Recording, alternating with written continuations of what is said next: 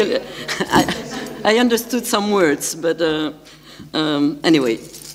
So thank you very much, Angelos, for this very kind introduction, and thank you also to the École Française for the very generous invitation and the opportunity it offers me to share with you some preliminary results of long-term research I'm conducting on the social and cultural biography of Middle Eastern artifacts during the last decades of the 19th century, on their changing status and their reuse in new settings. And this is a research I'm conducting with the Victoria and Albert Museum, based on their very large collection on these issues, and where we have two main case studies grounded into specific location. I think Angelos already said that, namely Khedivial Cairo in the 19th century, late 19th century, and post-1860 Damascus, two provincial capitals of the Ottoman Empire that for both different and converging reasons underwent radical change in the last decades of the Ottoman Empire. And of course, all this is the issue of the Tanzimat also. As a matter of introduction, I would like to start by saying a few words on how I came, almost by accident in fact, to the topic of my lecture tonight. By training and profession, as I think Angelos told you, my domain is architectural history, and my main specialization was, or is, or had been, in the architectural making of modern Cairo, a process that I was interested in sizing in cross-cultural perspective from within, but also as a cultural and material production shaped by both Egyptian and foreign agency in their respective interactions with Western modernism on one side and domestic heritage and practice, but also domestic modernization. In order to do so, I have used an array of local material, for example, Arabic journals, the first journal of architecture, for example, Al Amara. I used, of course, I did field work in the streets of Cairo, and I also used documents kept in Egyptian archives, until I had the opportunity to access private papers located in Europe that open up entire new avenues for research. One such trove were the papers of a French architect, you have him on the slide, who was active in Cairo from 1871 to 1886, Ambroise Baudry, who reached preeminence in Egypt as the official architect of the Egyptian ruler Khedive Ismail, and who worked on the most important, after having built, worked on the most important building of Second Empire Paris, which is Le Opéra, Le Palais Garnier. He was one of the closest architect to Charles Garnier, and you have here a direct link between Imperial Paris and Khedivial Cairo, although one, the French Empire, was coming to an end, and the other, at the time, was thriving. In parallel to his official duties, and this is one of the building he designed in Cairo for the Khedive Ismail, Baudry also designed private houses for French expatriates in what was termed at the time Arab style. Angelos was asking me, do we say Islamic style or Arab style? At the time, we were saying Arab style, and today we would say Islamic style. A speciality that Baudry continued back in France for friend and for himself, and I'm illustrating here. This is in Cairo, the Villa de l'Or de Gléon.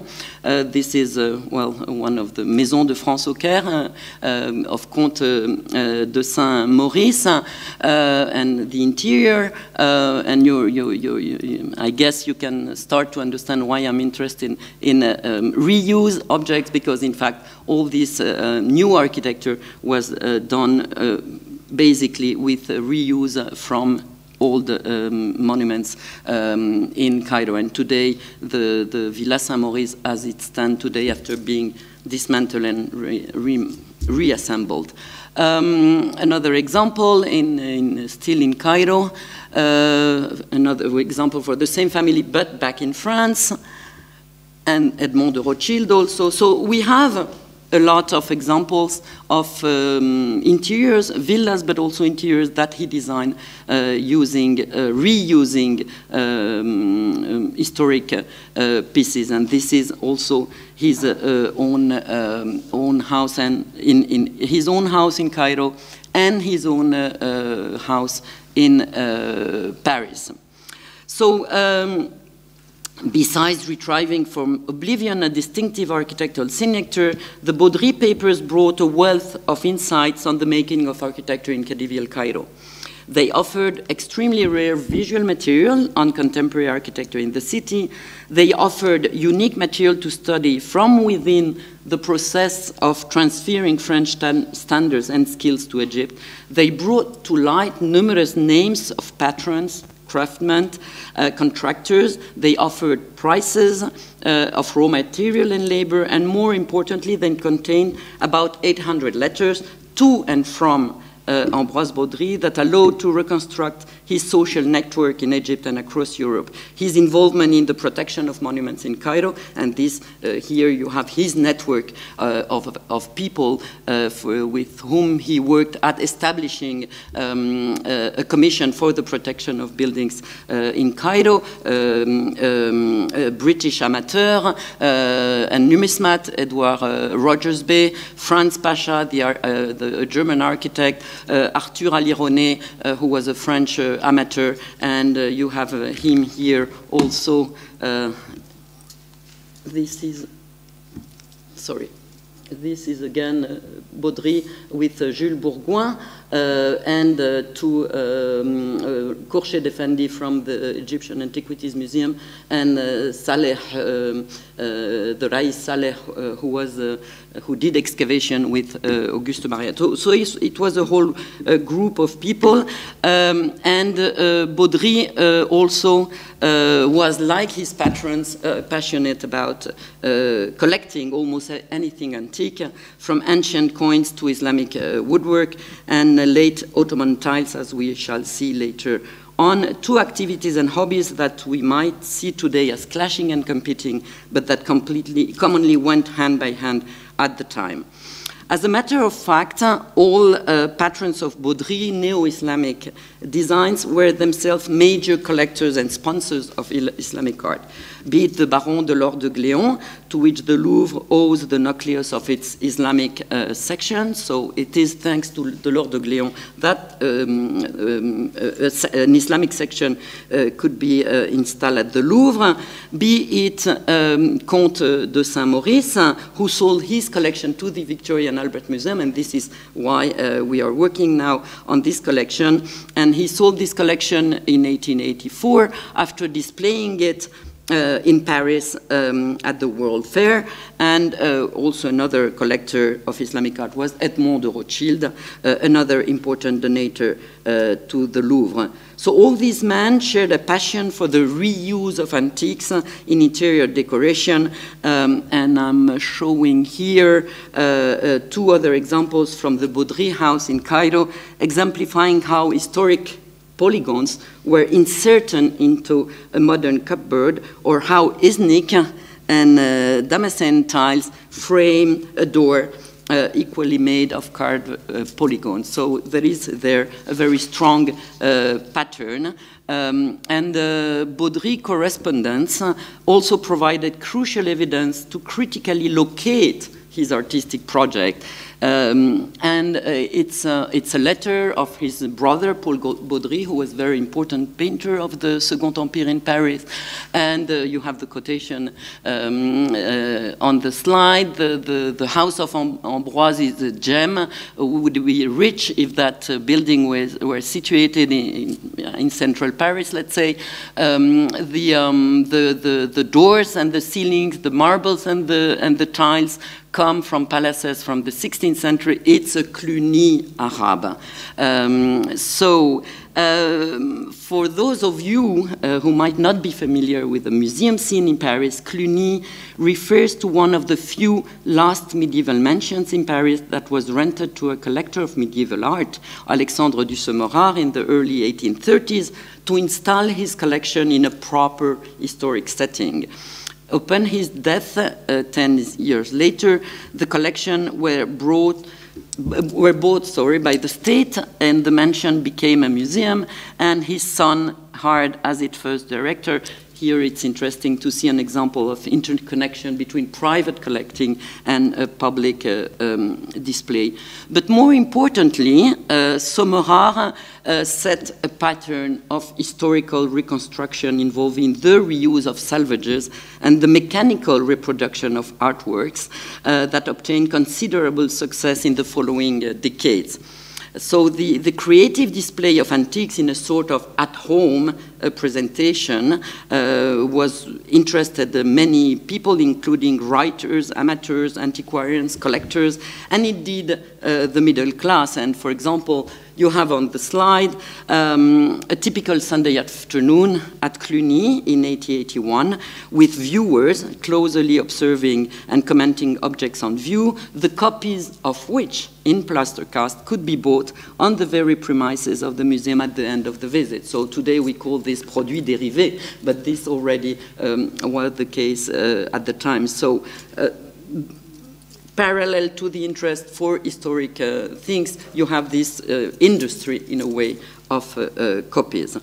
So in brief, this is how, through studying 19th century Islamic style architecture in Egypt and France, I came across the topic of reuse of historic artworks in modern architecture, something that acquired almost the scale of an industry in 19th century France, of Middle Eastern art collecting and display in private and public settings, of the mechanical reproduction of artworks, and more broadly speaking, across the issue of commodification, understood as the process by which things, to use the most natural word, transform into valuables and collectibles, into patterns for industry, into stuff for commercial exchange, basically into objects of desire, trade, and transaction. So to recap at this stage some characteristic of the cultural biography of the things, the commodities I have mentioned so far, what we have got a sense of and perceived by now is a sense of movement, of flow of things who go from Cairo to Paris and London, and sometimes specifically from Cairo to London via Paris, thanks to the World Fair. So, of course, the World Fair is a very important phenomenon here. We have a sense of the importance of aesthetic interiors in the late 19th century West as part of high culture, but also of middle class culture. And the infatuation with interiors was also the product, there is a gender dimension here, and I hope I'm not shocking anyone by showing this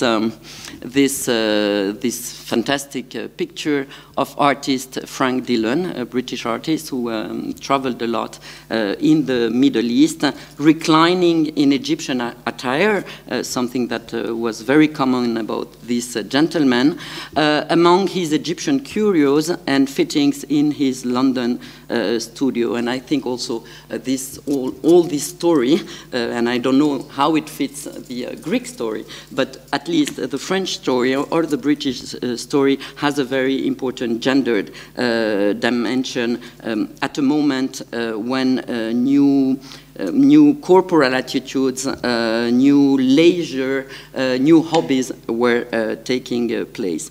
And of course we have the sense of the rising sphere of public international displays and universal museums.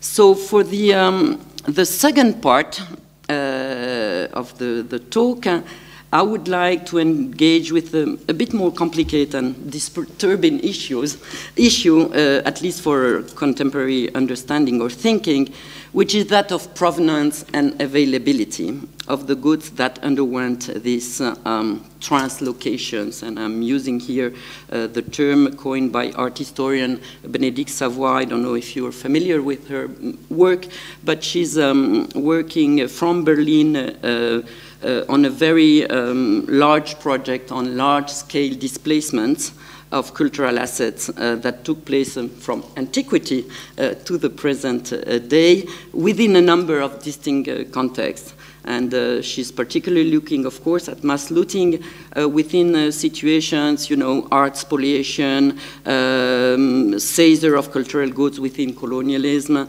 the concerned partition of excavation findings or research expeditions, that was the rule for many decades, and confiscations justified through ideology, nationalization, and etc. And her initial work was on patrimoine annexé by Napoleon, and there is a very interesting discussion in the French, or still going on discussion between, do we call this saisie révolutionnaire or do we call this patrimoine annexé?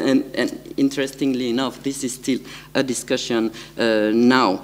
And she was also interested in what she called the material diaspora expedited by the trade in arts and antiques, and this is the aspect that I would like to engage with now. So, and this approach, both Bénédicte Savoy approach and many other colleagues who are working on this, it's also linked to the material turn in art history, and of course the topicality of cultural reclaiming. And yes, I guess the issue is of topicality here as well.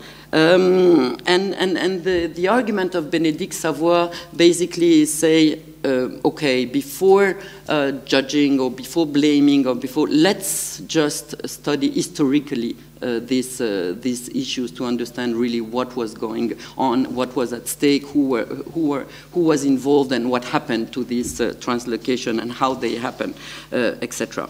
So I would like to take two concrete examples in my case to illustrate how historical research maybe can offer new perspective or new food for thought on this phenomenon of translocation.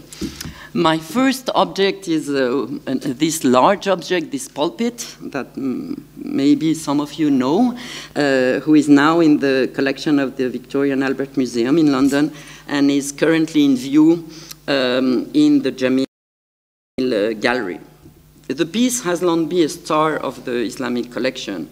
On this next slide, you can see a general view of what was called at the time the Saracenic display, as it stood in the 1920s, with the pulpit frame by two Moshrabeyas. And here we have a closer view. So we have this display that vividly recalls the story I was just telling, that of architecture and reused dimension of Islamic art collecting in the 1860s and 1870s, since in fact the large Mosrabeya came from the Saint Maurice collection, and it had been collected to be inserted eventually in the house, but in the end he didn't need it, and so he sold it.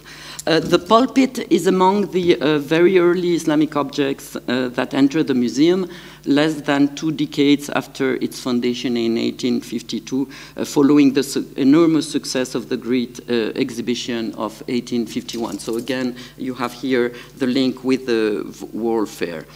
We are fortunate enough to possess, thanks to the large Victoria and Albert archive, glimpses of the previous life of the mimbar. The pulpit was among a large group of items that were exhibited in Paris in the context of another universal exhibition, which was the one of 1867. That large group of objects were displayed in a room of the Egyptian pavilion. You have it on the slide to illustrate the history of labor, who was the theme chosen for the event. And the few written descriptions of the display in Paris enumerate objects in carved wood and ivory, including a little Mosrabeya, caskets, metalwork in the guise of weapons in particular, covers, locks, tiles, and mosque lamps, manuscripts, and bindings, and here you have some of the objects that were exhibited in that collection. As for provenance, the one location then listed in those lists was the Mosque of Imtulun, where heavy repair had been taking place a couple of decades earlier. This show of Egyptian art, Egyptian Islamic art, other objects from that same collection that was exhibited in Paris, more objects. The show was curated by one Dr. Mimar. In his full name, Mimar, in fact, is the Arabic term for architect. And his full name was Hussein Fahmi el-Me'amar. He was born around 1827 and died in 1891. He was an architect and an official in the Egyptian administration who had been working at the embellishment of Cairo and the repair of some of his mosques, among other duties. Hence, the quotation from another amateur that you have here. The Dr. Mima had the nice idea to take all the woodwork, part of ceilings coming from the Mosque of Imtulun, because when some parts of the mosque were repaired, full of little pieces were just, you know, detached, and nobody was interested, and so he took and saved these objects. As early as May, so the Hussein Pasha Fahmi el-Me'amar was exhibiting this collection, and as early as May 1867, displaying in the Egyptian pavilion, and as early as May 1867, so just 1 month after the opening, Hussein Fahmi approached what was called at the time the South Kensington Museum in view to sell or loan his collection. We don't exactly know on what terms, because in fact part of the correspondence has been lost or is missing from the archive. But what we know for sure is that 2 experts, art referees, were sent to Paris to assess the collection, and one of them was Owen Jones, and the other one was Sir Stuart Poole, an archaeologist from the British Museum. And these 2 men were questioned by the Parliament, by Parliament members on the opportunity of the purchase. So the minutes of this auditing are really interesting, because they really provide insights, although indirect, on this collection and how it was understood at the time. And what was really also interesting is that they asked, how come you have this pulpit? And Sir Poole said the pulpit came from a mosque that was being pulled down, and it was then the pulpit was purchased by Dr. Mimar at the time of the pulling down for 700 pounds, which is a considerable amount, and they brought other testimony from British archaeologists who said yes, but in fact this mosque that was being pulled down is that mosque, the Mosque of El Muayyad, etc. So then the Parliament say, okay, then you can. We are interested in buying, and in buying the collection, or at least part of the collection. And this is when Owen Jones came in. He was asked to select the best pieces in that collection. So they decided that, of course, the pulpit was the most important thing, and other woodwork, but that weapons, for example, armor, or more common pieces that was already illustrated in the collection was not so interesting. So the deal was done, and the collection bought by the British for £2,000. again, a very considerable amount, enter the collection, and Hussein Fahmi El Meammar retain the other part, who was not in the interest of the Victorian, the South Kensington Museum. But interestingly enough, then a year later, he sold this piece. He auctioned this piece the remaining pieces in Paris. And again, we have interesting insights on how much the value of these pieces. They were much less valuable, and the people who bought them. So again, we can map this network of people interested in buying Islamic Arab art, or Islamic art as we say today. So to recap on this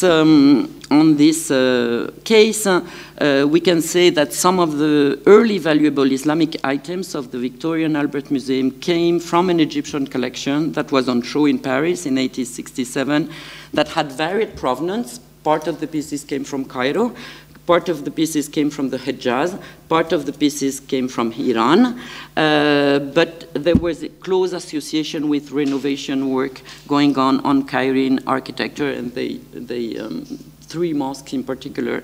One of them is the one you see here. The items came from these mosques, some of which were either fully repaired or were almost in ruin. The exact provenance of the pulpit needs still to be fully assessed, but what close observation of the mounting suggests at this stage, and we are going in the museum to try to really closely analyze the piece, it has undergone a heavy repair at one point. So if we go back to the piece, here, in fact, probably only these parts are the original part, and part of the mounting, and even this part are completely modern wood. So the question is, was the pulpit complete when it was bought, or is it a part of woodwork that was reassembled as a mimbar that may have never existed? These are questions that we are interested in. But whatever the case, this purchase for a considerable amount, his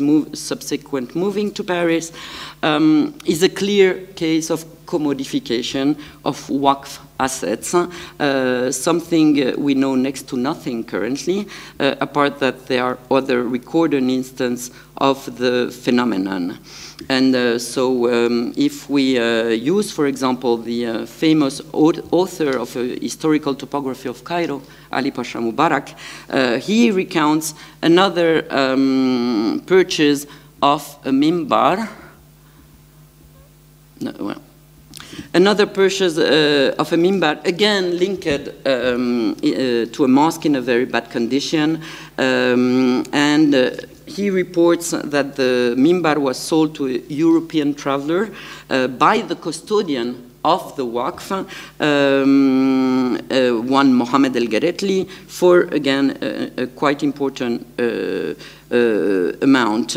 And what is interesting in the end of this story is that when the ruler heard about this sale, then he exiled Mohammed El-Geretli and the carpenter who had been helping to dismantle so they were condemned to exile, and the Nazir died in exile, and then the ruler asked for the reconstruction of that mosque, and that reconstruction came in 1872. So it's really, so the story of the mimbar, the sale of the mimbar took place, let's say, probably a few years before. So we are in this same 1860s, 1870s year. So in the following decade, the 1880s, the exportation of objects from mosque was fully prohibited, and simultaneously, for reasons of protection, the furniture and valuables held in religious buildings, so in Waqf, were transferred to a museum created in a consecrated mosque. So this is the mosque of El Hakim, where this furniture was assembled, and this collection became the Musée Arabe, and then now the Islamic Art Museum. But what we discovered recently, and this is also very interesting, is that one could, at that museum, as in Cluny in Paris, in fact secure plaster casts of historic ornament for decorative purpose. And you have here pictures of the kind of cast that was you could acquire if you were interested in Islamic style decoration. My second example, I hope I'm not boring anyone. My second example is tiles. So it's a pair of very similar tile panels, probably identical provenance. I don't know. I'm very interested to have the views of the experts in the room. Both of which of these panels experience long-distance translocation during those very same years of the late 1860s and early 1870s. The panel on the left uses this one, used to ornate the house that I already showed, the terrace actually of the Comte, the palace of the Comte de Saint-Maurice in Cairo, concretely a wall of its terrace. The house was built we know that the house was built from 1872 to 1879, so the 24 tile panel must have been acquired any time in between, or perhaps even before. The right panel, the 32 tile panel, stands now in the US. It adorned the port of Olana House, the home that American artist Frederick Church built for himself in upstate New York after spending 18 months abroad, of which about 5 traveling in Syria, Palestine, from January to May 1868. So we're still in that decade. The house he designed and furnished during the following 20 years atop a hill, like some sort, of New World Alhambra, of reminiscence of a Crusader castle, he used this kind of metaphor for his house, is a combination of vivid impressions of Near Eastern architecture and ornament. An early visitor remembered about Olana that the artist had designed the house himself after a pattern of a Damascus house. As the aesthetic interior that we have seen previously, Olana House incorporated indeed some of the antiques the artist brought back from his Middle Eastern stay, many most probably from Damascus. At the time of church visit, the Grand Bazaar of Damascus was a major attraction for travelers.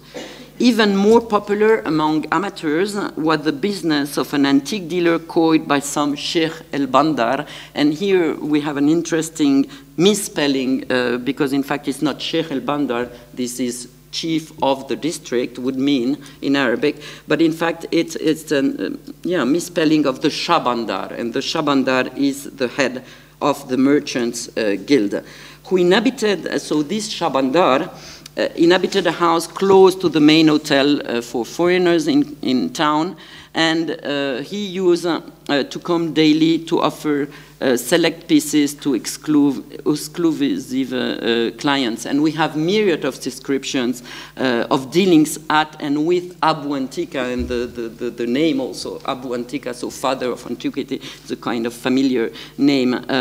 So everyone who was visiting Damascus at the time heard about Abu Antika, the father of antiquities.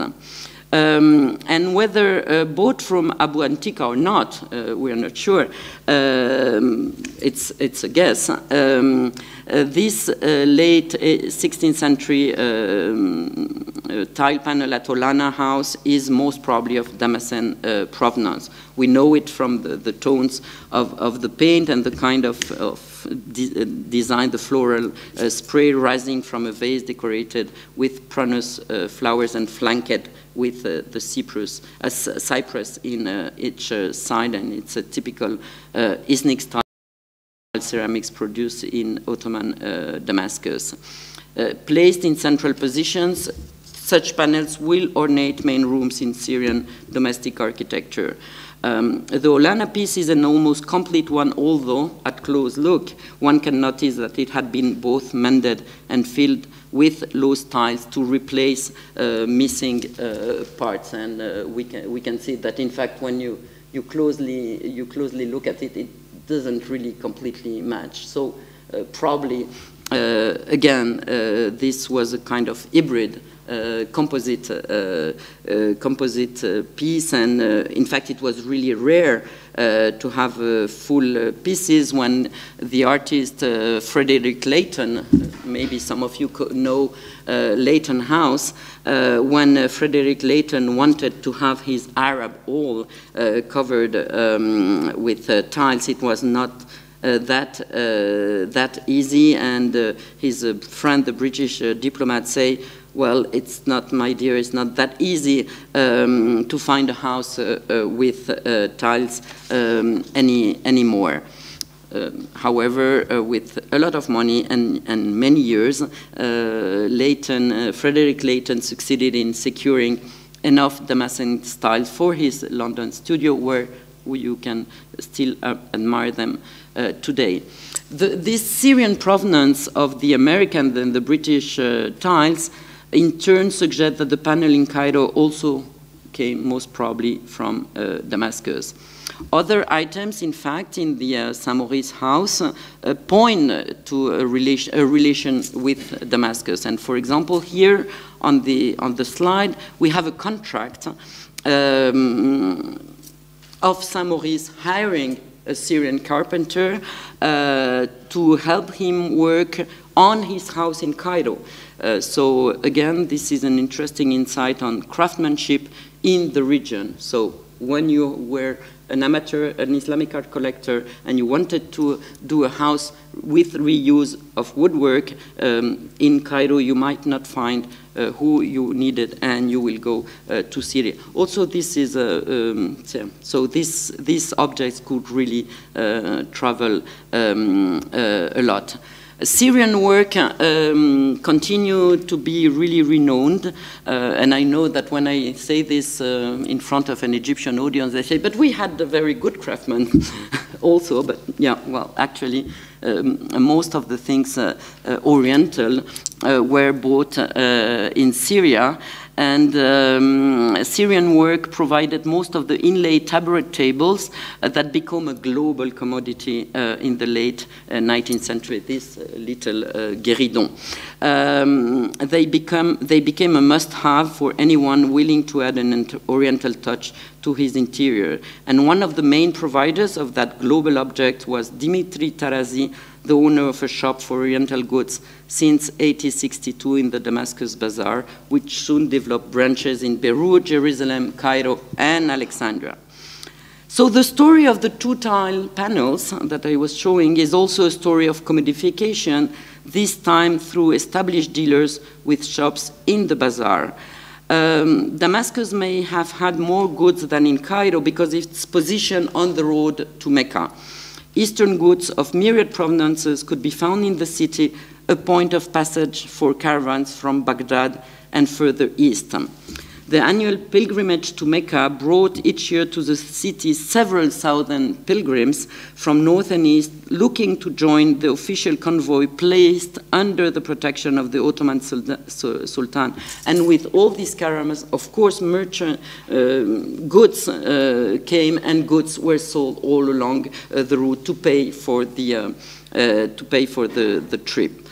So by 1900, however, the pieces could be bought directly in Paris, London, or New York at prestigious art dealers, and the centrality of Cairo or Damascus in the Islamic art trade quickly declined.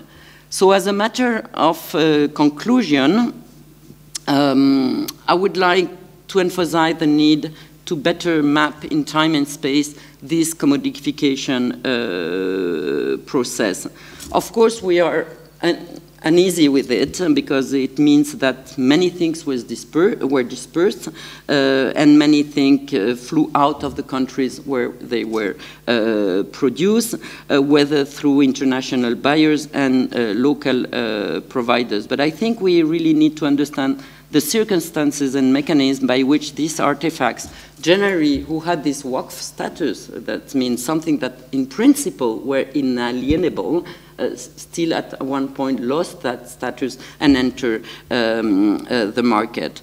Of course, there is the link to radical urban change, but this does not explain everything because, for example, we have earlier objects from waqfs also, that is from religious endowments, who circulated much earlier on, and these are the manuscripts that became also a commodity much earlier on. So there is a question on how this is linked to urban change or not.